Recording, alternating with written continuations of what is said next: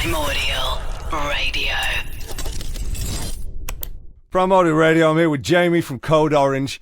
Dude, thanks for making a bit of time. Now, this might be a stupid question, but having seen the video of you guys' performance at Hellfest back in June, how's your summer festival season going? Because that looked immense. Yeah, dude, it was amazing. It was awesome. That was actually the first show that we played on the tour, so we were a little rusty still and just getting our bearings, but like I walked out in my like little in-ears, they were broke, they didn't work at all. So just like second one, I was like, damn, I can't hear shit. I know I'm about to be tired as fuck. And but I thought we pulled it together. And we were also, it was our first show without one of our guys, so we were still feeling it out, but it was I felt good, pretty good about it. I think we've been doing better as we've been going along, but I felt good about it. That's the thing, like a lot of people who like don't play music, yeah, you're playing the same songs, give or take, every night of a tour, but you've still got to find time to get your rhythm, and like there's only so much rehearsal you can do before you have to get out, and there is no substitute for playing it live. So how much more have you got on the road, like now that you've got the new album coming out? Have there are a bunch of dates planned in there? Yeah, we just did like 2 weeks or so, 2.5 weeks. We did the Outbreak Fest in the UK. We did Jera on Air, and we did a bunch of club shows, Grass Pop. So we had like 3 more shows, and then heading home, and then just kicking it back in the fall when our starts to drop, you know? So you've got the new album, The Above, that's coming out on September the 29th, and you've recently dropped the new single. How did a collab with Billy Corgan come about? Just met through mutual people, and, he checked some of the stuff out, and me and him started texting, and we jumped on the phone, and we had just a good vibe, and he was going to be holed up in Nashville for a couple of days, so we thought we'd swing down there, and, actually he was doing sessions all day, so we would come in kind of late at night and work throughout the night. So he's a really hard worker, and yeah, he showed us a lot of love. It was a good experience. It was great to learn from somebody like that. He's a living legend, you know? Yeah, experience is the greatest teacher, and he has definitely been around a while. I absolutely love that song, the song Take Shape. I'm willing to put money on it, the fact that it's probably one of the heaviest songs he's ever been involved with. That's awesome, man. I think, yeah, it's a rocker for sure. And I think it fits a little bit into his world, but I think we set the stage for him nice. He gets a really cool introduction on it, and it's like a moment in a film or a play where somebody like steps out on stage and really has a big star moment. So that's what we wanted to give to him with the production and stuff. And I feel he did his end, and I'm really pleased with it. It is. You're absolutely right. Now that I think of it, it's kind of, it builds up and then it just stops. And it's like the Billy Corgan moment. You can imagine a spotlight on him at that moment. And I love it. Really is that movie star moment. Exactly. That's how it was. We were visualizing it for sure. And I just thought, if you're going to have him on a song, get him over, do the whole shit. Go for it big. So, he's kind of in an untraditional way. He's like the bridge of the song, but I think it's a special moment in the context of the album. And he's really narrating, kind of like he's calling myself to action in a way. He's calling us to action. And there's also a little bit of sarcasm to it. And I just think it's really great what he did. And I'm psyched to have him on there. Absolutely.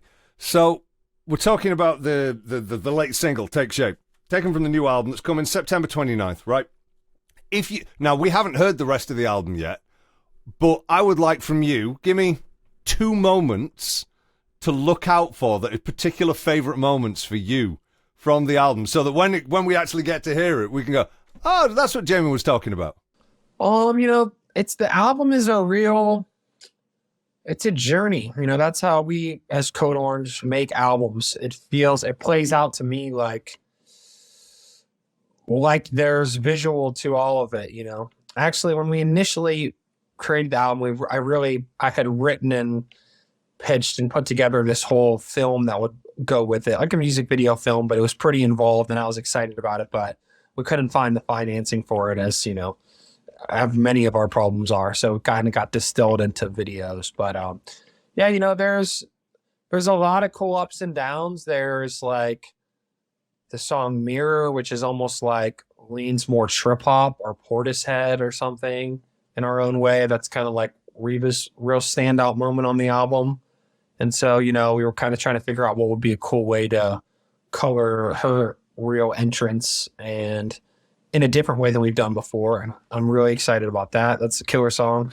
You know, there's a song on there that's almost like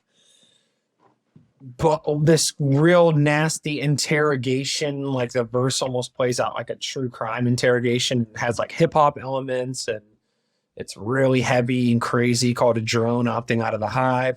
I really like that song. I think it's really unique. I'm proud of the whole journey. I think it's really different than what anyone's going to expect. But I think when they hear it all, it'll make a lot of sense in our catalog and connects to a lot of ideas that we've been kind of building throughout, and it kind of almost circles them through. I love the 2 tracks that you dropped back in June. The visualizers for them are intense. So there was Grooming My Replacement and The Game. How involved, you mentioned there that you had like, you know, an idea for a film and visuals for the whole album. How involved do you get in the likes of the visualizer videos that came out? Because especially Grooming My Replacement, that's just messed up where you've got a mask of your own face on. I mean, that's definitely the simplest and most distilled of anything we're going to do. You know, I've been thinking about the visual element of all this stuff for years, and we shot that entire thing ourselves, completely DIY with no crew or anything, just the band. The video we had that will have dropped by this time, myself and Max Moore co-directed it, and my little squad, Nowhere to Run, which consists of me, Shade, our keyboardist, who's an amazing visual artist, and a guy named Eric Robbins, who's a DP who works in Hollywood, who's done a million commercials and movies and videos. We shot it. So it's all us, you know, and it's really important to me. It's almost painful a little bit because I always wish there's always so much more I wish we can do. And I really plotted something really cool out for this that I hope over time could come to fruition as the record, you know, has more exposure and therefore more resource will hopefully become available. But it means a lot to me. I worked on it for years. I worked on that film for like a year and a half and it didn't happen. So that's part of art, you know. It is. You think, like, I know that you guys didn't get going as a band until the 2000s. You ever think, wouldn't it have been great to have been there in the 80s and the 90s when they were just throwing money at, but there was so much money kicking about for artists and stuff. All came from the record company. But they could just go off and, hey, I know, let's do the most expensive music video ever made where I dive off an oil tanker and there's dolphins and shit. You think that would have been fun, yeah? I do literally jump off a building in this video. So we took it as far as we could take it, which is kind of like a parallel from a video that we did last time called Swallowing the Rabbit Hole. But we took it to the limit. We always do. I think, yeah, there's a lot of things about us that would have maybe fit in a little bit better into that sort of time period. But it is what it is, man. We make do and we make the best things we can possibly make. That's our goal. And we put so much effort into this on every level. So I'm just excited for people to see it and see what they think. And I'm happy that it's coming, you know, it's being birthed. It's finally here. You know, one of those things that the whole creative process, you put time and effort and energy into it for months and months, maybe years, and then you finally get to the point where it's going to be coming out. I wanted to ask you about being a frontman. How are you enjoying being a frontman? You know, getting out from behind the drum kit, because you used to play drums with the band and sing. How are you enjoying being released now? I love it. I feel like it suits me, and it's not a bridge too far from what we were doing before in terms of I was singing and it's my words and I will talk to the crowd. And so it's just kind of the full evolution of that.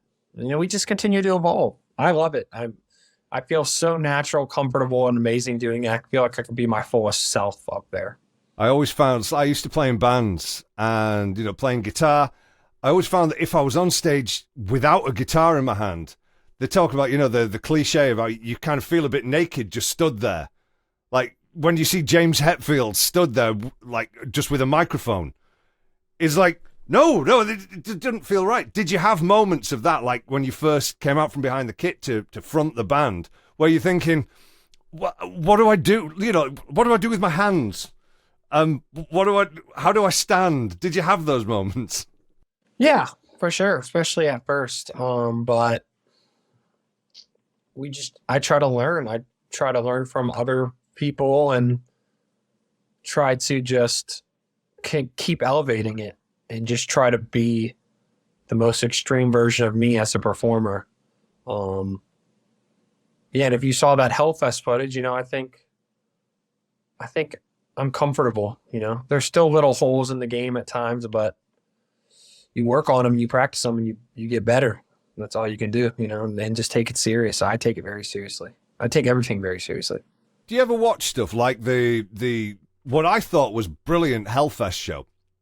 But do you, like, we are all our own harshest critics. Do you ever watch stuff like that and pick holes in your own performance going, I could have done that better, I could have done that better? Stuff that, people like me wouldn't even notice. But do you, like, kind of critique your own performances? Yeah, I definitely do.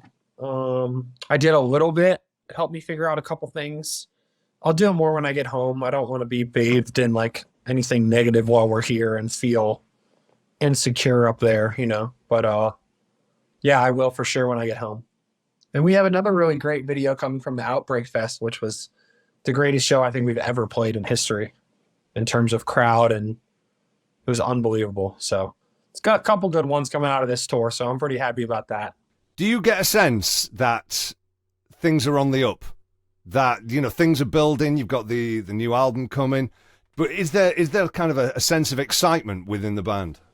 Yeah, I think we've had a very long, strenuous road, and we've really grinded for like every inch of what we have been able to accumulate. Every person, every ticket, every sale, everything, and it's gone very incrementally.